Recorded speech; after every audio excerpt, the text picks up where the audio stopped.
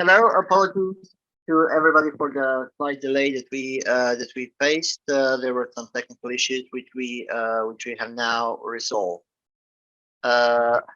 Welcome to Bright CISO panel. If you've been living under the rock for past couple of years, you might not have heard of Bright. Bright is a dev-centric enterprise dynamic application security testing tool. It empowers application security and development teams to find and fix vulnerabilities at every step in the software development lifecycle. If you'd like to find out more about Bright, visit our website, www.brightsec.com, and find a way to boost your application and development security together with us. Now, tempting as it may be, we are not here to talk about Bright. Right now, we are attending a panel titled Securing Your Application, Business and Tech in 2023 and Beyond. To back up that lofty title, we are here with prominent InfoSec leaders from around the globe, and we are going to use these 60 minutes to discuss the evolving security landscape, emerging threats, risk management strategies to help secure your organization. With us today are the aforementioned prominent InfoSec leaders. I would kindly ask you to say a couple of words about themselves. Well, we can start with what I have here in my window. Mr. Jasmin Azemovic, would you introduce yourself, please? Okay, thank you very much, and hello everybody. My name is Jasmin Azemovic. Currently, I'm in Bosnia and Herzegovina, working as a CISO in Mistral as part of AppSec Corporation and company, and also I have academic career behind myself. So also I have a teaching experience. Last, let's say 20 plus years, but 10 years in a rough tempo, I'm dealing with cybersecurity mostly from the process of creating the software. So basically, it's about that. Thank you. Thank you, Richard. Hello. Hey, Lars, how are you? Good to see you again. Thanks, everybody. I'm Rich Moore. I'm the CEO of CyberSecurity. I've been a Fortune 100 CISO. This is my 30th year in cybersecurity. We currently provide virtual CISO business for companies across the globe who can't afford a Fortune 100 CISO. Great, thank you. Illyas, hello, welcome. Hey, hi, good day. So this is Illyas Kooliyankal. I am based in UAE, near Dubai, Abu Dhabi. I hope you guys heard about it. I worked in cybersecurity last 27 years, almost like maybe when I start. I was a CISO of a bank, Abu Dhabi Islamic Bank, just recently. Now, last 1.5 months, I've actually started my own cybersecurity firm, which is called Cyber Shelter. And now I'm driving this initiative in the region and across the globe. So looking forward for this panel and with wonderful panelists here. Thank you very much. Troy, hello and welcome. Hi, how y'all doing? I'm Troy Fine. I work at Drado. We're a compliance automation platform. We help companies prepare for SOC 2, ISO 27001, PCI, HIPAA, you name it. And we're doing that through automation and integrating with your tech stack. My role is I'm on the customer success team. I'm a director. I was a former auditor, but now my role is advising our customers from a security and compliance perspective, right? So helping our customers prepare for their audits, make sure their security controls are meeting industry standards, and helping them kind of succeed from both security and compliance. So that's what my team's role is, and I lead that team at Drado. I'm going to jump in here with an unforeseen question. Which side is better for you, the auditor side or the compliance side? I might have to plead the fifth on that one. Depends on the day. Okay, let's we'll accept pleading the fifth. Let's let's move on. My name is Loris Gutic. I'm CISO at Bright, and I'm using my over a decade-long experience at various aspects of corporate security to keep our employees and our company secure during the day and safe at night. Like Batman, really, only way less cool. So thank you everybody for your introductions. Obviously, we have a very competent lineup here. I would just like to invite our attendees to feel free and ask questions in the chat. We will make sure to respond to as many as possible and to relate them to our panel.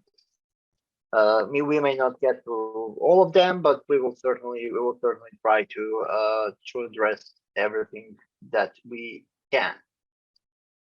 Now, as to the state of InfoSec today, whoever is following the news can find out that a lot of things are going on right now. Every so often we encounter the news about yet another breach, yet another data leak, yet another security incident, and it's really hitting everybody from the smallest companies to the large government agents, as we have only recently with the U.S. military case. Now, how far along and how present is information security in today's corporate environment? Do companies focus sufficiently on everything that's going on in the information security world? Is there sufficient focus on those important fields? Rich, you have a U.S. military background, and recently it was the U.S. military incident that caught the world's attention. Would you like to make some sort of based on your experience, some sort of remark on the current state of InfoSec? Is anybody safe? Sure. Thanks, Loris. So I like to give the statement that if anybody knows the old SANS top 20, it hasn't changed in 20 years. So we're still fighting the same issues with protocols. We still look at different types of industries. Based upon my experience, I think, between, obviously governmental organizations, and I only mean like, the intelligence and the defense community, they're ahead of the game. I think financial services are ahead of the game. But in other industries like manufacturing, healthcare, retail, we're still really lacking in the focus that you mentioned. Usually I hear about budgetary issues. Usually I hear about the carelessness of the management board when it comes to treating cybersecurity, information security issues. Is that so? Illyas, what's your take on those particular usual suspects? Yeah, so as Richard mentioned, some of the sectors have grown up a bit because of the regulations applied on them, and many unregulated sectors are still lacking. Now, if I take in general globally, I would say still cybersecurity or information security did not get the recognition or the importance it should be getting.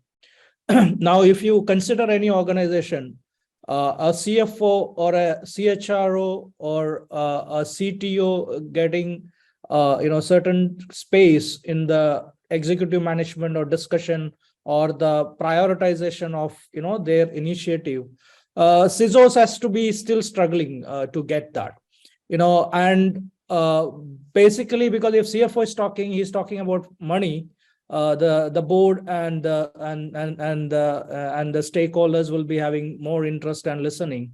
But CISO is talking about, security. It is not. But what the management or the board not recognizing is that if CISO is not doing or getting the job done properly, all the money they're making can be gone, in a moment. So current digitally enabled business, I mean, every business there is a technology or information dependency. And at this scenario, information security is paramount, and that message, till some incident happen, till the regulatory bodies, pushing, and the checklist kind of exercise getting done in many places, and effectiveness is not there because of, either CISOs or information security doesn't get the authority to do it. They're accountable, but they're not getting the authority to do things done. I mean, to get things done. So that is actually even financial or governmental sector. I can say that, although there are more attention, but still it is not good enough. And if it comes to the region, I'm seeing it in more and more, kind of, less attention to information security. So the key initiative or the key message is, unless there is after an incident happen, everyone is panic, and then they put a lot of measures and invest a lot. But till that time, it is not. So how to communicate to the management or the executive, or how to get it to the board, and how CISOs will or security will be, I think in US, I read that, government organizations and all, now there's a security representation in the board, which is not in this part of the world. So at least, that will give that, space or significance for cybersecurity, going forward. And that is absolutely the need of the hour, and it has to be happening. Then only it really will be, kind of taking, the right shape. Yeah, well, I would also add, I agree. Thank you. Or I was going to add something. Can you hear me, Lars? All right. No, I can. Yeah. I can hear you. Thank you. Just go on. It's Illyas had me at the CISOs are struggling, so I'm still pondering that. So please. Well, I was just going to add. I agree that we're a very reactionary, right, when it comes to security. We're not being proactive with it. And I just coming from mainly compliance, I'll be the first one to say that I think we over-index on compliance over security, right? The business can measure compliance, in my opinion, more than they can security, right? Oh, we got this compliance report, we won this business, right? So the business kind of takes compliance and says, we're secure, we're compliant. Look, we got SOC 2, we got ISO. And therefore we start over-indexing on it because that's what the business can measure. Oh, we didn't have any exceptions. Oh, we didn't have any non-conformities. Where in security, it's like, oh, we promoted this code without any vulnerabilities. Is anybody reporting that up and saying how AppSec helped us, from that perspective? No, because that's not really, can't really tie that to money all the time. So I think we need to use compliance in the right format with security, but I just think business executives, they really think in terms of what can I measure and what's going to win me business. Answer these security questionnaires because that'll win me this work, right? So we really need to navigate away from, I think, that, and get the two to work more together to help with this. Yeah, Tony, I would agree. I think, folks that are trying to elevate the financial problem from cybersecurity, they're still presenting technical details. No one's looking at it from that convergent side of compliance and risk. When we really boil it down, cybersecurity is an operational risk, right? And business owners know how to do operational risk because they do it all day long. And I think that's really where we probably need to focus our efforts as CISOs into talking about deprived values of assets. Maybe, how do we look at them from, if I cannot function, what's the issue that I'm going to have from a revenue stream? Those are the type of things that really, in my opinion, focus the business on looking at cybersecurity. Vulnerabilities mean nothing to them, but an outage, absolutely. a regulatory fine, absolutely. Those type of data money, that's where that's where we should be focusing. So thanks. I really appreciate it. Money talks then in cybersecurity and InfoSecurity as everywhere else. Professor, what's your take on this? Jasmin, can we hear each other? Yes, yes. Thank you. Okay, for my 5 cents on this is always on the same track. I had the fortune that the management of the company had understanding for cybersecurity, and also actually at the early beginning they gave me opportunity to start in the right way. So open hand, the budget planning, decision making, so without any extra layers above me to actually lose myself in the communication. So basically, it was a good start. But there's many examples around me and also around the world where the CISOs, especially CISOs and head of security, head of DevOps, I don't know, have the many layers above them to actually to bring communication to right way. I like the famous meme about budget before the breach and after the breach. So basically, it's about that. So where something's go wrong, there's a money, there's everything, there's a time.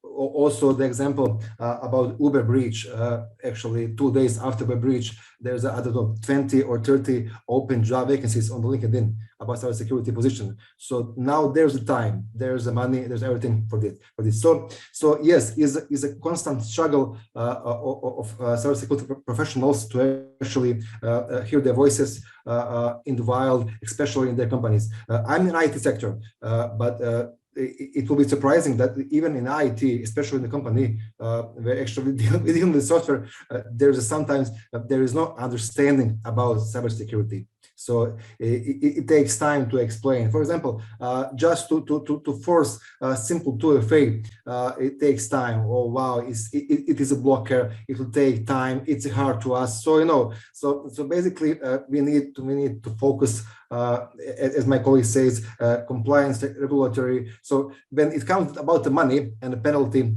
everything is happening. So the magic is not there. I'll just ask one question about money, and I'm going to start with the question will be addressed to Jasmin. It's related to the question received over the chat. You were obviously one of the lucky ones when it comes to management board. How or have you been asked about ROI, about return on investment, and if yes, how did you go about it? That's the question for everybody. Where is the return on investment when it comes to information security? Okay, let me try in a couple of sentences. I don't know. There's some wrong opinion about security. They, especially in IT, they call us non-billable. What it means, non-billable? Non-billable means so we don't create the money. But if we fail, there is no money for all of us. So I must say that without cybersecurity in proper way, risk management, risk analysis, correct numbers, precise points. If we fail on this, it will fail on all chain in the command. All processes will fail. So the company will lose the money, the customers' reputation. So it fall apart. So just as I say, risk management, risk analysis. Don't call us non-billable. Try to explain. Try to explain on a simple term why it's important. So again, it will back to the money, but the money that we need to pay to others, to customers, to regulatory agencies, to courts, so to actually to defend ourselves. There's many examples in my practice about this, but my colleagues also have, I believe, something to say on this. I believe it is important.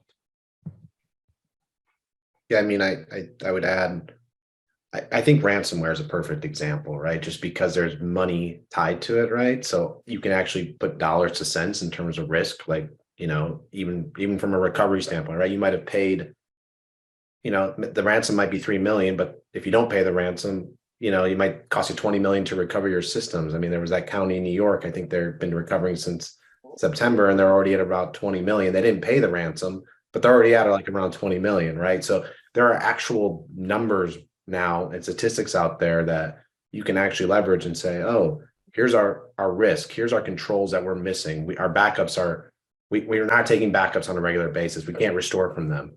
Well, that's a high risk for ransomware.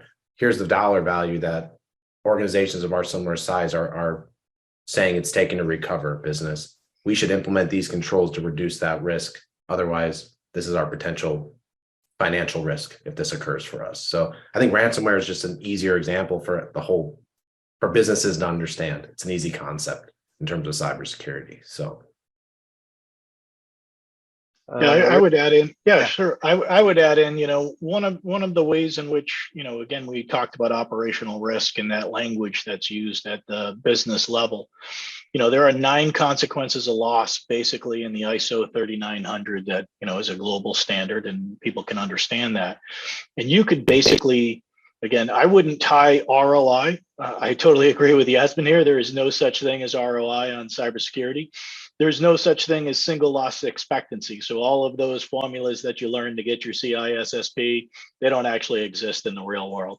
What we can look at is exactly what Troy was saying, which is that deprived value for an asset. So if I know this asset brings in X number of revenue dollars, and I can tie that to a particular security tool and look at how much I've got a cost to that, you can actually begin to have those conversations to say, the reason why I implemented this tool or the reasons why I need this, additional cost is for X. Whether that's to control ransomware, especially if it's against a major revenue generating asset, I think you've got a pretty good tie-in to say, this is the reasons why we're fixing this control, or this is the reasons why we need additional budgets to do this. So to me, it comes down to a deprived value running off of, the 9 consequences of loss. And if we can adjust those, we're pretty good to go. So from my point of view, and what I have done in my past case is that, again, communicating to the board or to the top management is, so I have actually identified what is board's interest, what is their really, they don't like to hear about how many vulnerabilities or how many control, what firewall, they are looking at the revenue, what the business is generating, what is the profit they're making. Is it going to have any kind of operational losses that can have an impact on their bottom line? How is their shares performing? Is the share value can have an impact due to whatever reasons? So all those aspects, what the board is interested was, put down in a paper. And I say, okay, now what are the security risks that can have an impact to these, objectives of the organization? So what risk now, if a ransomware attack, or if there is a cyber, or a DDoS attack, or is there a, kind of an intrusion happen, there could be a, service interruption, there could be a loss of revenue, there could be a regulatory fine or regulatory, issue. So all of these were connected, what information security, now they know that, okay, these are my interests. Oh, there is an unknown threat or risk which they don't know, which I am pointing out. This can have an impact your the primary objectives of the business. Then I say, okay, so these are the risk, and this is our level of risk at this point of time. I need to bring it down if you want to have peace of mind, so that you make money, you get profit. So then I have actually connected my security initiative or strategic objective of security to that. So these are the things I'm doing to bring down, this risk to an acceptable level based on the risk appetite of the organization. That is what, when Richard mentioned operational risk, I mean, as an organization, especially on financial organization, banking, there will be an operational risk management framework, an enterprise risk management framework, and a risk appetite of the organization will be there, which is even financial values will be there. All of those bottom line figures will be there. So I connected my cybersecurity or information security risk to that operational risk management framework, so that anything I'm talking is actually talking in the same language business understand and the management understand. It is not like, gibberish or Chinese for the board, because when I'm talking high, they are not talking about high. It is maybe, low for them. It has to be integrated and it has to be talking the same language. So I integrated my security risk management framework, the operational risk management framework. So whatever I'm communicating, it is actually going to the management at the right, impact. They know that, this is something serious, they understand that.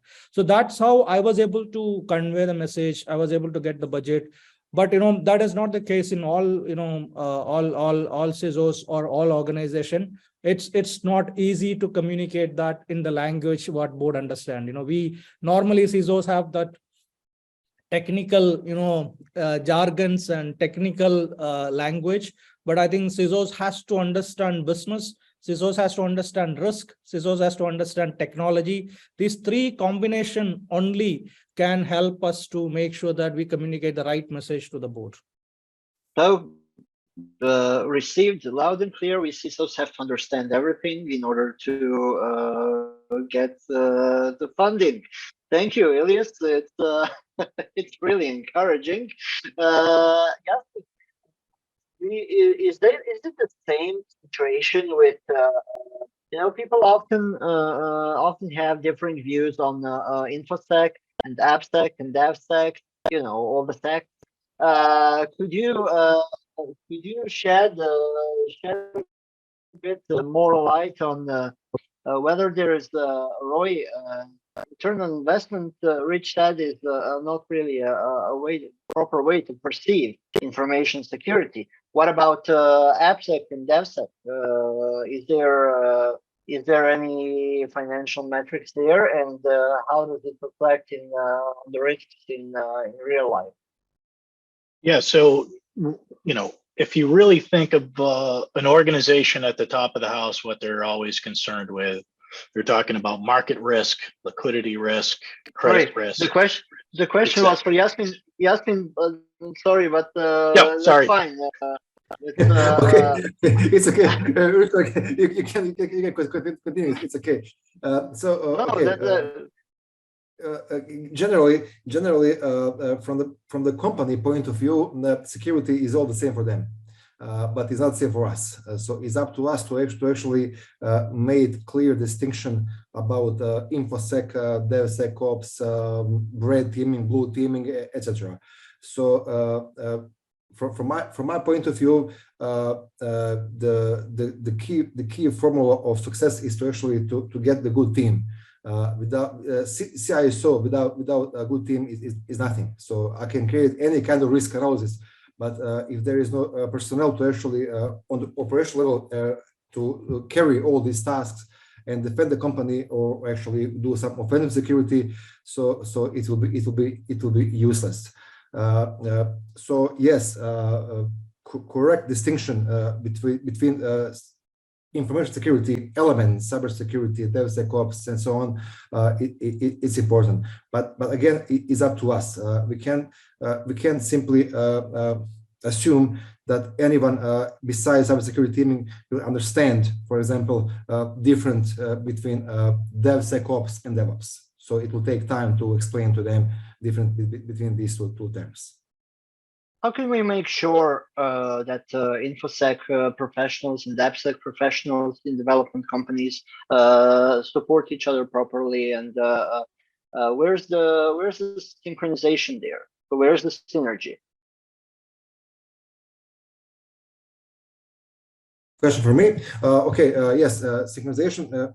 Okay. Now it's a tricky one. Sometimes it's okay. It goes smooth. But sometimes it's hard. Okay, here's one operational example from my point of view.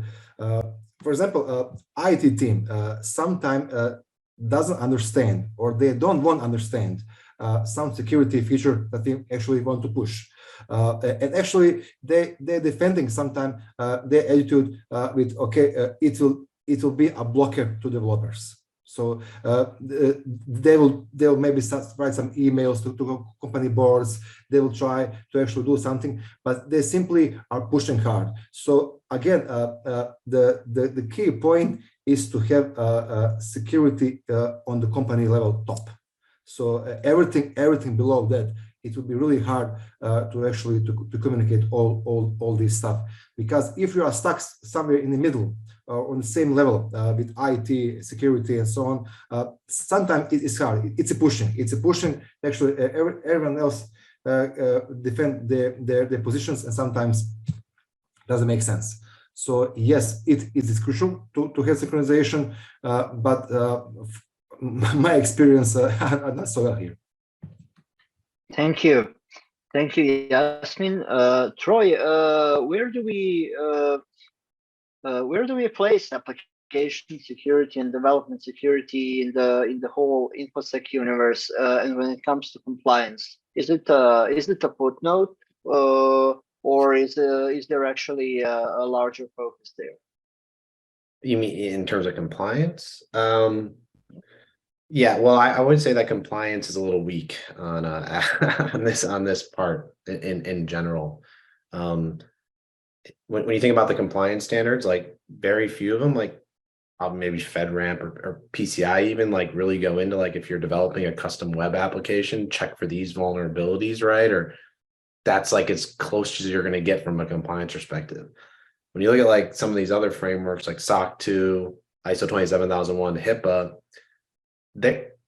people don't realize, because there's a lot of focus on cloud security with these frameworks, right? But these frameworks were not built for cloud companies. They were built for any company of any type, whether you're a manufacturing plant to a SaaS new tech startup. You're supposed to be able to take these frameworks and implement your own security, right? So when they're building these things, they're not thinking DevSecOps and app security and information security. They're just thinking like risk, right? And it's your job to figure out what the risk is at your particular organization and build it into it. So I think compliance falls short in this area, to be honest. Like, compliance isn't going to tell you what to do here. You really have to have the right people at your company that build a culture for this, right? And I think one of the ways you can bridge the gap is you have to implement security and shift left as part of the development process, right? You have to have it as a step in the process. You have to give people time to fix security issues. Developers, they don't want to fix things because it slows them down, because they're trying to get something out the door, because they're getting measured on that, right? But when the culture comes in and says, no, security is also going to be a measurement that we're measuring our team on, and we're going to give you guys time to fix these things, and we're going to plan this out accordingly, there'll be more synergies. It's just development's trying to push as fast as they can. Security's coming in at the last minute saying, you can't do this. I don't like each other because I'm not going to get my bonus, or whatever the case may be, right? So there's that going on where they really need to build it in from the beginning and plan for it.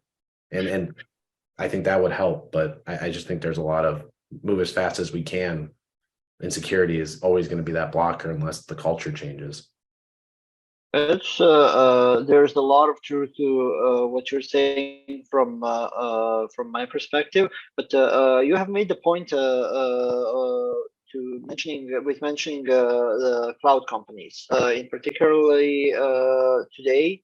The software as a service companies are very well, they're on the rise, and a lot of them are tied with cloud operations as opposed to the standard on-premise operations that have been trademark of the past.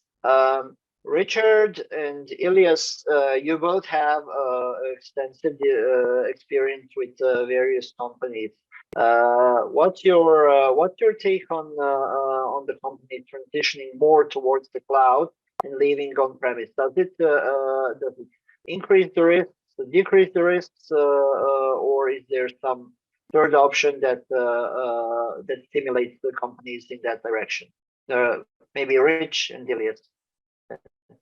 Yeah, so I think the movement to cloud and cloud technologies is a lot less riskier for organizations, and I mean that because this technology, quote unquote, that we call the cloud, was mostly built upon security initiatives before we even started. I think where the fear has derived from was from our regulatory agencies and regulatory bodies that really didn't have a deep understanding of the differences between on-prem and cloud type services.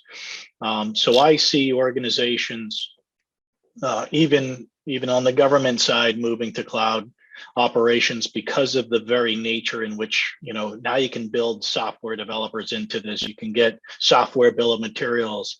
Many of the platforms, as Troy had already mentioned, are SOC 2 Type 2 certified or FedRAMP certified, depending on where they are. So I think from that perspective, organizations that have made the decision to move to cloud are finding efficiencies. They're finding cost-effective measures, and they're able to get better talent than what they've had for on-premise. So that's my 2 cents on why they should move to the cloud.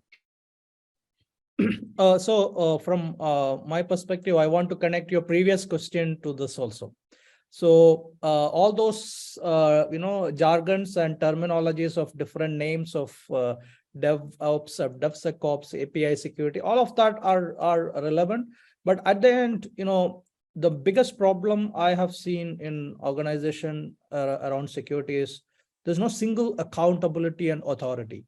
Whatever it is now, maybe the execution is done by IT or developers or infrastructure team or information security team, but there has to be one person in charge of the whole end-to-end, information security, because the security is about protection of information and services. That's the ultimate objective. It's not about protection of the server or the PC or the mobile or any system. It is about what we are trying to protect is the information that is lying there or the services what we are offering. So at that objective, that as the key objective, anything around that, whatever development happening, whatever infrastructure is there, whatever people are there, the information security pieces, should be come down. I mean, it has to be, kind of what you call cascaded to the bottom. Now, coming to the cloud, also the same thing applicable. Now, although I agree with Richard on certain things, but there may be a little bit of difference. What I feel is that cloud is good if the cloud provider and the organization has a proper security mechanism in place. Because unless you have a proper cloud strategy and cloud security strategy, if you don't have that, then you are moving to the cloud could be disaster. You don't know what is going to be wrong there. Configuration mistakes are one of the biggest reason for a lot of cloud compromises. API security, for example, if APIs are not protected properly, that could be a disaster because you don't have any visibility, or at least in your premise, maybe you lock the door and then you have some kind of protection, but you are putting something out and you don't have visibility, and the cloud provider is not serious on security, and they may be having the technical solution, but they don't have the right process. If they don't have the right trained people, then you are going for disaster. That is applicable on premise or on cloud. So what I say is that the security strategy has to be very comprehensive, very tight, covering people, process, technology, and it has to be applied if it is on premise or on cloud, or when you're moving to cloud. Because many times what I see is it is like complete shift and lift, lift and shift approach, lifting the whole servers to the cloud. Then you are having cost benefit also would be kind of nullified, and you are not getting the benefit of cloud, but you are, for the say, you are on cloud. It is what I have seen many places. But yes, now cloud native application moving to cloud with the right security environment, that is something which is good for faster service delivery, and also having better security control, because you can have a lot of native security services in the cloud which can be enabled quickly rather than you buy and install in your on-premise environment. So there are a lot of pluses, but you need to do it the right way to get the best out of cloud and cloud security.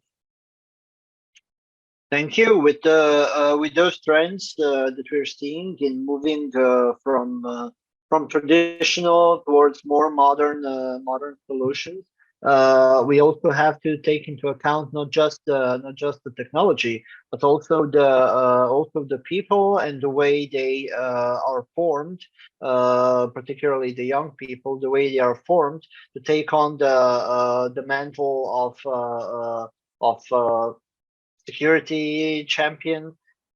We actually have questions here that I believe would be interesting to you. There are two questions, but they're related. Would security champion program help to connect security team and dev team? And the other is, I'm just an AppSec placement student, but I'm interested in how can we scale the concept of security champions beyond AppSec to include GRC and CloudSec. I shared a question, and I'm interested in exploring ways to expand the reach of security champions in this way. Do you have any ideas or best practices that you have seen work in your experience as a CISO? Rich, how do we create a cybersec or InfoSec terminator capable of adapting to any situation and tackling everything from A to Z? Yeah, great questions. And Jasmin, I apologize for jumping in on you previously. It's my fault. Yeah, in my opinion, what we've done at many of the larger Fortune 100 companies that we've had development groups, et cetera, a security champion is very valuable. It also requires, the CISO or the security organization to think about how they do training from a corporate event for developers to help them understand why the things that we're asking them to do. I think with, some of the new concepts for compliance coming out of the government, having, software bill of materials is going to begin to help transition that point from security to, development. I think best practices would be taking our regular scanning activities and vulnerability assessments and identifying which groups or which programmers continue to have those same trends. So I think from a trending perspective, with a champion, begins to create that sort of confluence that you're looking for. Thank you, Jasmin. You're raising basically as a professor in your capacity, you're raising an entire new generation of youngsters who are going to replace us, geezers. So could you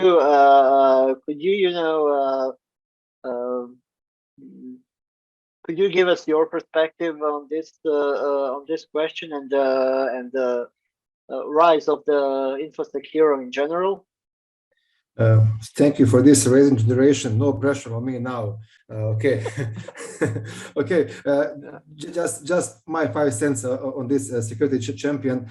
It's a great concept. The security awareness trainings, security phishing trainings to see how the company stands on line of the defense are a good example to identify the persons or many of them to actually to give them some kind of the medal or security medal to actually show them on the company and say these are the boys and girls to actually bright in this part. Now from the angle of the teaching, I'm teaching last 20 years. The courses about cybersecurity, InfoSec, database system privacy, and so on, compliance. But I'm always fascinated how the young people actually are willing to learn. But there's an issue there where these young people from the universities and different training programs actually came on the real life examples, real life jobs. They poison them with the deadlines, with all this stuff actually, and they have to put cybersecurity on the side.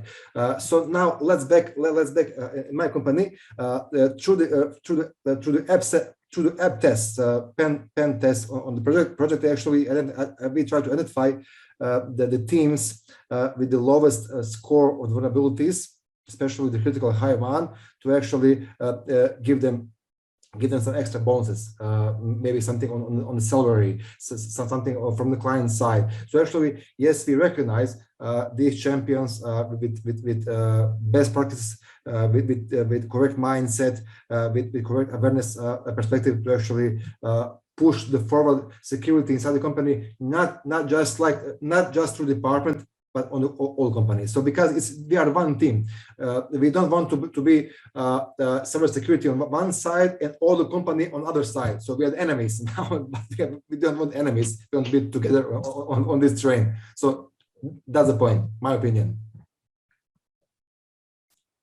Thank you, Jasmin.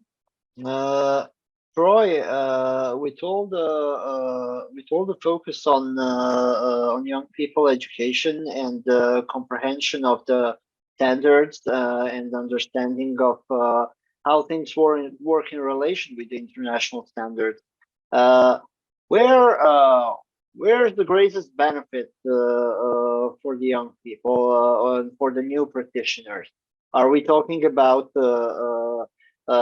emphasis on practice, which may be trumping standards, or are we talking about stricter adherence to standards, which are then channeled through the practice? Yeah, I mean, I think that's a hard question, but I think there's always going to be this, if I'm understanding the question correctly, I think there's always going to be this kind of balance between, regulators requiring more strict controls versus, business. There's always this weird thing, right? Businesses, no matter what the framework is, they're going to say, it's either not going to be enough, right? Like, I don't know what to do. This isn't specific enough, or it's going to be too specific. And then they're going to complain that, why do I have to do this? I don't understand how this is helping my business. So there's always like this catch-22 with all the different frameworks and standards out there.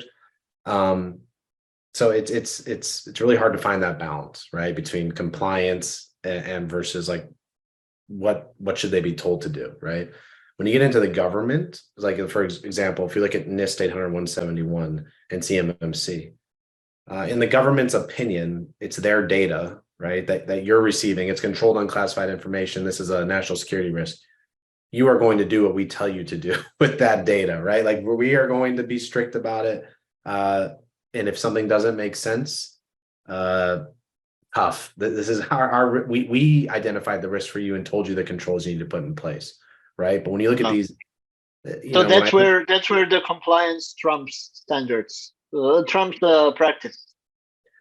Well, in that case, like if I'm a business owner, right, and I work with the government, the Department of Defense is 80% of my revenue. Well, yeah, like we're going to do whatever they tell us to do. If it's only 10% of my revenue, right, that's going to be a different discussion internally, right? Because now I got 90% of my revenue doesn't care about 800-171. They care about SOC 2 and ISO. So now I got to figure out how am I going to get these two together, because those are very high level and these ones are not. And this 800-171 might cost me more to implement, but it's only 10% of my revenue, right? So this is where like the business discussion and compliance discussion comes in, and you really have to have the right people that understand what the frameworks require and can speak.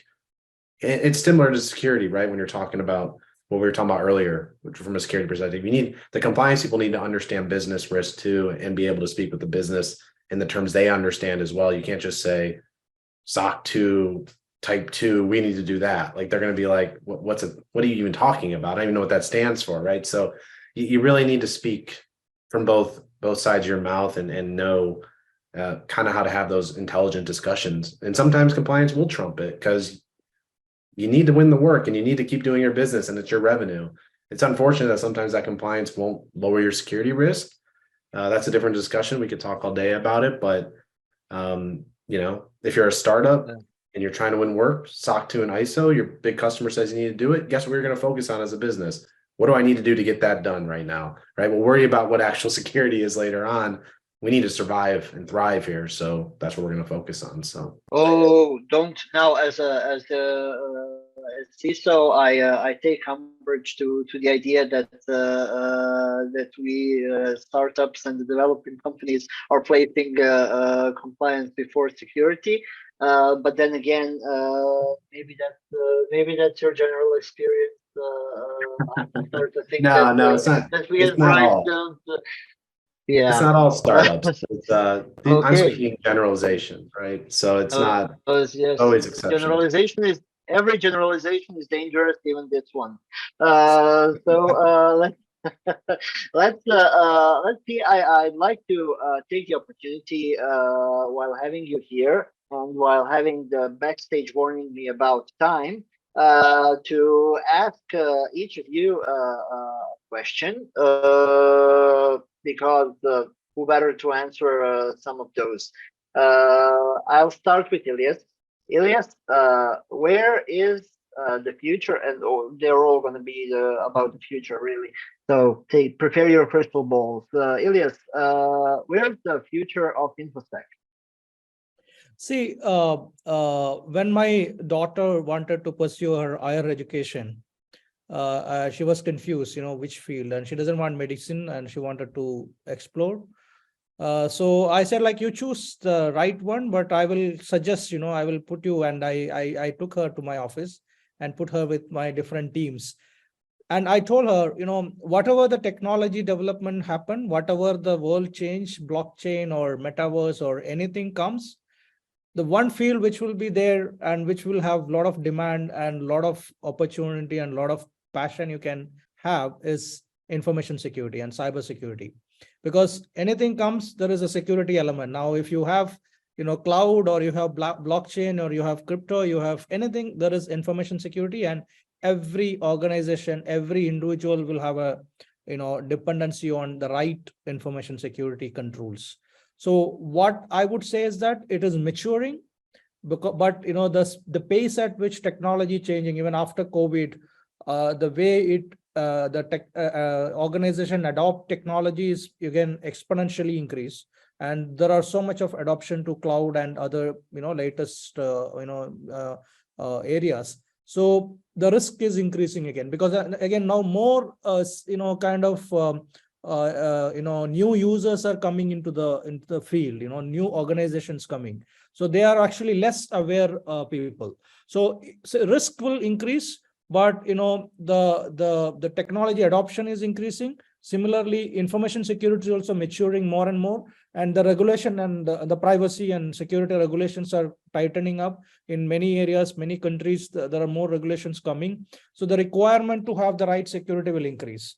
And this is like a cat and mouse game always. Those who are putting the best effort and who's having a bit more thoughtful approach, they will be able to survive. And you cannot avoid incidents, you cannot avoid security breaches. It's about how you manage, before and after. Now, if you do the best and then something happened, how do you manage systematically and professionally on a timely manner so the impact is lesser? The risk and the impact to the business is less by managing it well. So I think the approach has to be in that way, and that is the best approach. And that is, I think, we call building resiliency in everything what we do. That is, I think, the going forward, I think that should be the best approach to adopt. Thank you. I hope that we take good lessons from what you stated, and I hope the businesses heed it, and particularly the young professionals who are stepping on the scene. Rich, briefly, because again we are receiving warnings about time, where is the future of InfoSec education? Great question. I think the future of InfoSec education is actually a combination of not just an information security program, but the confluence of the other programs. How many business students take a cybersecurity course? How many law students take a cybersecurity course? This is how the next generation is going to win the cybersecurity problem, which is through education. And we don't have that today in any of our academic institutions, where we got electives in taking English or taking theology or some other requirement, but yet we haven't made it an elective to take cybersecurity. So, and I see Jasmin shaking his head, so I'm going to stop there because I know he's going to say a lot more. Generalization or specialization? I'm going to go with generalization for the majority of people. Specialization in the InfoSec practice field is going to make us to that level where today we act like we are, let's say, plumbers, right? So we have apprentices, we have journeymen, and we have masters in their own little specialty. We need to move that to exactly what medical doctors, law firms are doing, and CPAs, where they specialize in a particular field within their industry, but yet they are very board certified or industry certified for those. So that's where I think from a practitioner perspective, we've got to move to, and then from a generalization. So thank you. Where's the future of compliance, Troy? How do we survive the requirement? It's just going to get worse. Like governments across the world are encouraging. I mean, from a regulation standpoint, Yeah, I just see it becoming a huge, honestly, it's going to be a big burden for, especially for larger companies. I mean, Meta set aside $2 billion for privacy violations, $2 billion just for privacy violations to pay those off. It's an investment in their eyes. We got to invest in this to collect data and use it the way we want to make more money, right? It's only $2 billion. They'll make more money on how they use the data wrong. So, I mean, I hate to say it, but yeah, unless you're those types of companies, you might not be able to, afford the burden, right? Only the bigger companies will. So, yeah, governments are not taking this lightly anymore. So I just, it's just like crypto is going to get regulated because of FTX. It's going to happen with cybersecurity more and more. So, thank you. Thank you, Troy. Governments are looming. Let's go through it as best as we can. Jasmin, what's the future of AppSec? Oh, tough one. Okay, the future, I actually like to see a combination and help from AI. All these chat GP hit and fast couple last months actually give me an idea that AI should be a really cool tool in AppSec security. Why? For example, there is some risk actually I dealing with let's say last year. I believe all of us, remote working, supply chain attacks, staffing issues, bring your own device, raw content. All the risks actually is kind of hard to get all of them in one place and analyze them. So it takes time, takes the people, takes the power. But simply there is no power, there is no money for this. So AI in combination with all these cloud tools and logs, CMs will actually give me information on the time something is going on in your data. Please pay attention. Yes, you're right. Okay. Thank you everybody for your extremely valuable inputs. You were a wonderful set of panelists. As really, I didn't have any doubts about that. I hope that we have managed to tackle some of the open questions as much as possible within 60 minutes. I would like to conclude this with a remark from our chat. It says big corps have a bad habit to fear audits more than actual attacks. They spend many years milking software at low cost and implement maintenance and security in best effort. Today, big corps finally wake up to implement security seriously. And also, I think problem with big corporate is quite complex. There are a lot of rules that bound people and prevent them to form quick reaction to issues. So it's those are remarks that also deserve to be taken into consideration, and along with valuable inputs that we received today, will hopefully form a good basis for InfoSec development and the future. Thank you once again in the name of our attendees and in the name of Bright, and also thank you attendees for being so attentive and delivering some very, very good questions. We'll see each other hopefully again in similar events, and I wish you all the best in your further endeavors. Thank you so much. Thank you, guys. Thank you. Thank you.